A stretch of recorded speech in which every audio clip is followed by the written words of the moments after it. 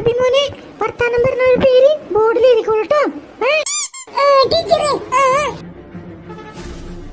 മാളുവേ കേട്ട അഭിമോന്ന് എന്തിട്ടാലേ പാക്കര കൊടുക്കണം വരുന്നു. അവൻ ലീഡർ സ്ഥാനം രാജിവെച്ച് ഓടുന്നു. നീ കണ്ടോ?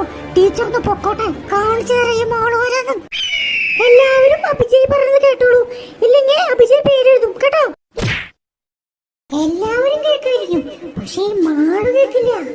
ഈ മാളു കേക്കില്ല. മാള് കേട്ടില്ലെങ്കിൽ പാക്കരനും കേക്കില്ല. അല്ല പിന്നെ അല്ല മാളു. പാക്കരനും മാളും കുറെ നേരം അവിടെ വർത്താനം പറഞ്ഞിരിക്കുന്നു. ഞാൻ കാണില്ലെന്ന് വിചാരിക്കണ്ട. അപ്പുറത്തെ ഇപ്പുറത്തും ക്ലാസ് ഉള്ളതോ? ഇവിടെ കിടന്ന് ഒച്ചുണ്ടാക്കിട്ട് അവർക്ക് ഡിസ്റ്റർബൻസ് ആയി എന്നോടായിരിക്കും ചോദിക്കുക. വർത്താനം പറയരുത്. അപ്പൊ ആരെ വർത്താനം പറഞ്ഞു വെച്ചാൽ അവര് പേര് എഴുതിക്കൊള്ളട്ടെ, എന്നിട്ട് ഓഫീസിലേക്ക് വന്നാൽ മതി.